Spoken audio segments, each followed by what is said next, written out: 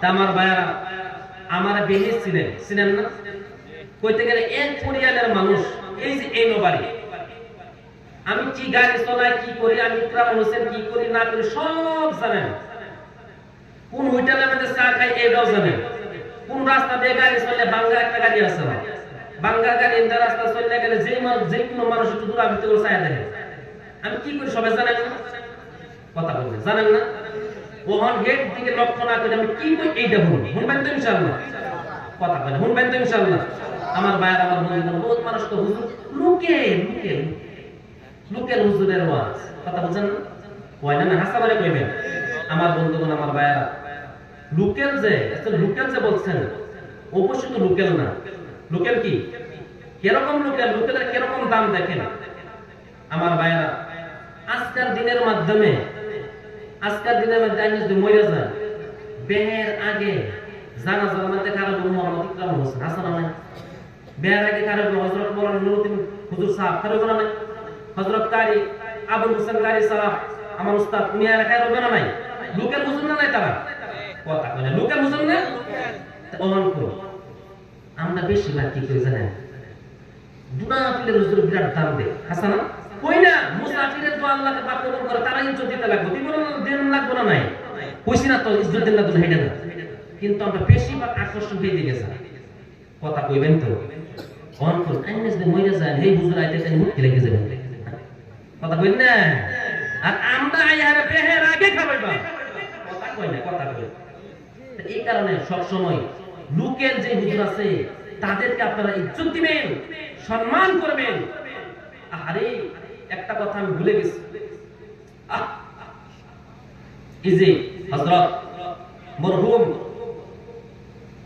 আব্দুল জলিল সাহেব, উনি আমাকে 3টা বছর ধরে উনি আমাকে এই জলসার মাধ্যমে উনি বলতে আছেন, গেছে বছর তো জলসা হয় না, এর আগের বছর সময় দেওয়ার কারণে আমি দিতে পারছি না। বিরাট আশা ছিল উনি আমাকে আনিয়ে ওয়াজ করবে, আজকে উনি তো দুনিয়ার জমিনের মধ্যে নাই। উনি দুনিয়ার জমিনের মধ্যে নাই, দুনিয়া থেকে বিদায় নিয়ে চলে গেছে। এই যে এখানে সম্মুখে কবর, কত মুহাব্বত যে করছে আমার। এই রাস্তা দিয়ে যখন আমি যাইতাম, ওইটা বলছে মাওলানা তুমি দাঁড়াও, কোথায় যাও? আমি কই হুজুর, আমি কই দাদা আমি জলসা যাইতেছি। তো ভাই যাও যাও, এরকম আমার পিঠটা আতায় দিছে, আতায় ভাই যাও, তোমার লাগে আমার দোয়া আছে, তোমার লাগে আমার দোয়া আছে। উনি আমার পিঠ হাতায় আমাকে পাঠাইছে। আজকে এই দুনিয়ার জমিনের মধ্যে মানুষটা নাই। আজকে যদি উনি থাকতো আমার এই ভূগোলে বইবে আমার ওয়াজ শুনতো। হযরত মরহুম আব্দুল জলিলের জন্য, জলিল সাহেবের জন্য আমরা সবাই দোয়া করি, আল্লাহ উনাকে আল্লাহ তুমি জান্নাত নসিব করো, আল্লাহুম্মা আমিন। বলেন আল্লাহুম্মা আমিন। যিনি আলিম ওলামাকে বিরাট সম্মান দিয়েছে, বিরাট ইজ্জত দিয়েছে। আজকে এই মসজিদের মধ্যে যতগুলো মানুষ আসছে, যতগুলো আলিম ওলামা আসছে, আমার ভাইয়ের আমার বন্ধু কেউ বলতে পারবে না উনি খবর নেই নাই। প্রত্যেক মানুষের জন্য খবর রয়েছে। এইখান দিয়ে আমার ভাই জালু ভাই উনি খবর নাই, জয়নাল আব্দিন ভাই উনি খবর নাই, এরকম ভাবে প্রেসিডেন্ট মেম্বার সাহেব উনি খবর নাই। এই যে আজকে এই মসজিদের মাধ্যমে এই মসজিদের যতগুলো দায়িত্ব আছে তাদের উপরে চলে আসছে, ওই মানুষটা দুনিয়া থেকে বিদায় নিয়ে চলে গেছে, কিন্তু ওনার ইতিহাস আজকে দুনিয়ার জমিনের মধ্যে আছে। বাইরে আজকে এই জলসা হবে না, এই জলসা হইল না হইলে উনার কথা আজকে 1-2 মাস আগে উনি ভুলে গেছে, প্রায় 1.5 মাস হয়েছে উনি দুনিয়া থেকে বিদায় নিয়ে চলে গেছে, কিন্তু 2 মাস আগে বলছে হযরত মাওলানা মুহাম্মদ ইকরাম হোসেনকে আনতে লাগবে এই জায়গাতে। উনি বলে পেয়ে গেছে। আর উনার নসিহত যেটা করে গেছে তাদেরকে, এই যে তারা সামনে আছে, তারা আমাকে আনছে। উনি বহুত একজন হৃদয়বান মানুষ ছিলেন।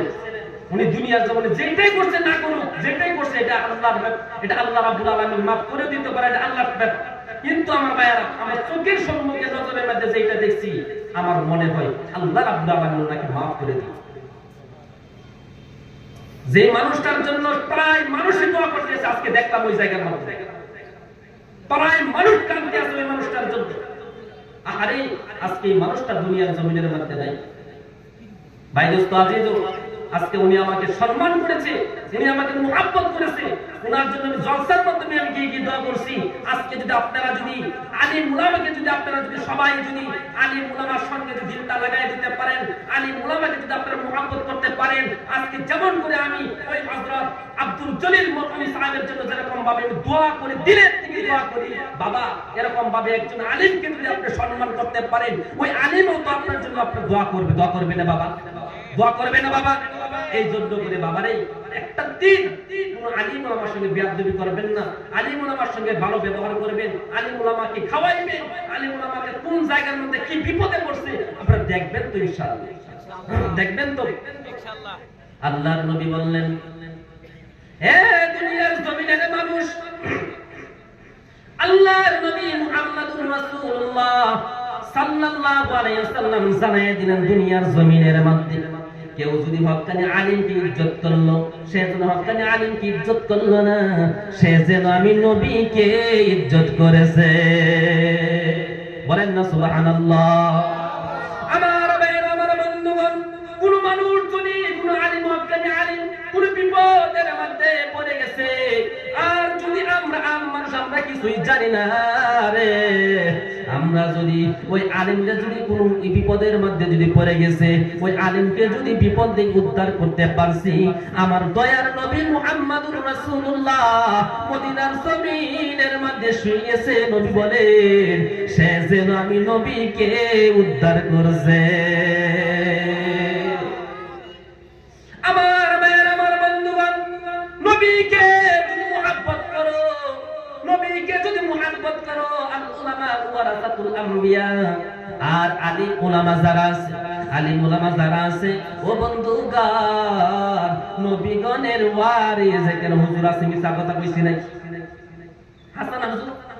আমার বন্ধুগণ, আমার ভাইরা, আলিম উলামার সঙ্গে মুহাব্বত রাখবেন। আমরা তো লুকের হুজুর বাবিয়া বাবিয়া সম্মান দেই না। আরে লুকের হুজুর যে কত বড় হুজুর আপনারা জানেন না। আমার বাপের হুজুর আইনের ইজ্জতের লাগে কইতাছেন, আইনের ইজ্জত দিতাম আমরা না, আমার ইজ্জত দেওয়া লাগবে না।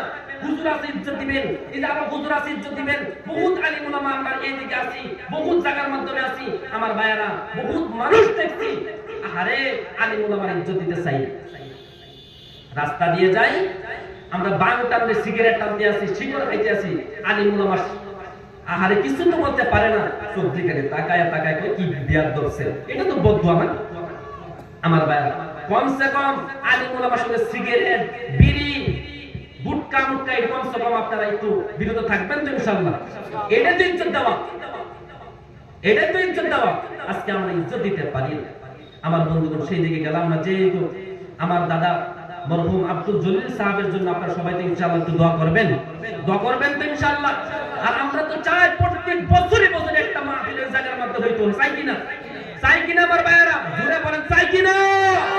আমার ভাইয়েরা, আমার বন্ধুগণ, দাদারা, ভাইসানেরা, আমি বলতে আছি এই মাহফিলটার মাধ্যমে বহুত কষ্ট করা হয়েছে। একবারে সময়, অল্প সময়ের ভিতরে হুজুরে পাওয়া যায় না, হযরত মাওলানা মুফতি রকিবুল ইসলাম সাহেব, উনাকে পাওয়া যায় না, বহুত কষ্ট করে আনা হয়েছে, আর সময়টা বহুত কষ্ট করে দেওয়া হয়েছে। আমার ভাইয়ারা, সেই দিকে আমি আর যাচ্ছি না। এখন আমার দাদার জন্য খালি একটাই ওয়াদা করাইলাম, এনো আমার দাদার জন্য ইনশাআল্লাহ একটু দোয়া করবেন। হ্যাঁ আমার ভাইয়ারা, আমার বন্ধুগণ, আমি বলবো এইখানে আজকে যে আপনারা ওই জায়গার মধ্যে বসছেন, ওই জায়গার মধ্যে যে বসছেন, এক নম্বর কথা হলো ওই জায়গার মধ্যে বসার একটা কি ফায়দা জানেন? আল্লাহ রাব্বুল আলামিনের ওই আসমান থেকে কিছু ফেরেশতা দুনিয়ার জমিনের মাধ্যমে আসে। কথা বলে লক্ষ্য করে একবার সংক্ষেপে শেষ করা হবে। কি আই? ফেরেশতা, ফেরেশতা দুনিয়ার জমিনের মধ্যে আসে। ফেরেশতা আসার পর দেখে কোন জায়গায় কুরআনের আলোচনা চলে, কোন জায়গার মাধ্যমে জিকির হয়, কোন জায়গার মাধ্যমে আল্লাহর কথা চলে, কোন জায়গার মাধ্যমে হাদিসের কথা চলে, ওই জায়গার মাধ্যমে ফেরেশতারা চারদিক দিয়ে ঘেরান করে। আমার ভাইরা, ফেরেশতারা চারদিক দিয়ে ঘেরান করে একটি পাখার মাধ্যমে নিয়ে চলে। একটি পাখার তলের মাধ্যমে কিরকম ভাবে আমি কই থাকি, আপনাদের বাড়ির মধ্যে মুরগি দেখছেন? মুরগি, মুরগি দেখবেন 14টা 15টা ডিম পাইরাবো, একবার তারে কিছু বলে নাই। 21 দিন 22 দিনে ভাই একটা মানুষ উঠবেন না ইনশাআল্লাহ। 21 দিন 22 দিন হুজুর আয়া করব। 21 দিন 22 দিনে বসে বসে এরকম ভাবে আন্ডা ফোড়া, কি ফোড়া? আন্ডা ফোড়া। দেখবেন যে কোনো আন্ডা মুরগির থেকে বাইরে থাকে এটি কি হয়ে যায়? কাঞ্জা হয়ে যায়। আর এরকম কাঞ্জা হয় বাঙ্গাল মাটির মধ্যে পালায়, এটা কিন্তু পীরফা পর্যন্ত খাইতে চাই না। হাসানা নাই লাস্টে যদি কুত্তা রেখে এই কুত্তা তুই খা, খাবি কুত্তা পর্যন্ত খাই না।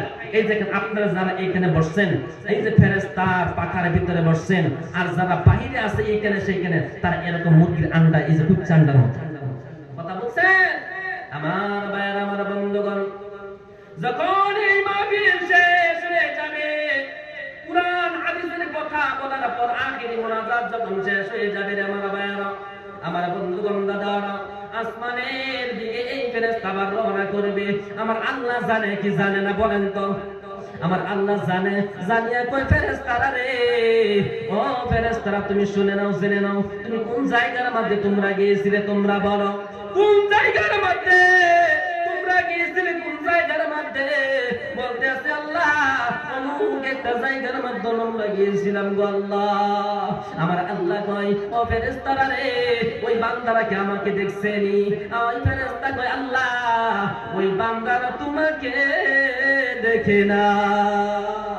আমার আল্লাহ কয় ফেরেশতারা রে, তোমরা যে বলছিনা দুনিয়ার জমিনের মধ্যে আদম বানাইবো না, মানুষ বানাইবো না, জানো এখন জামারাকে আল্লাহ বলে ডাক দিছে, আমি আল্লাহ রাব্বুল আলামিন তাদের জীবনের গুনাহ মাফ করে দিয়ে দিলাম।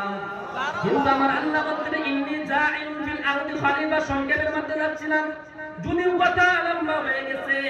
আমার আল্লাহ বলেন ইন্নী জাইলুন ফিল আরদি খলিফা, পৃথিবীতে আমার একজন প্রতিনিধি আমি সৃষ্টি করব।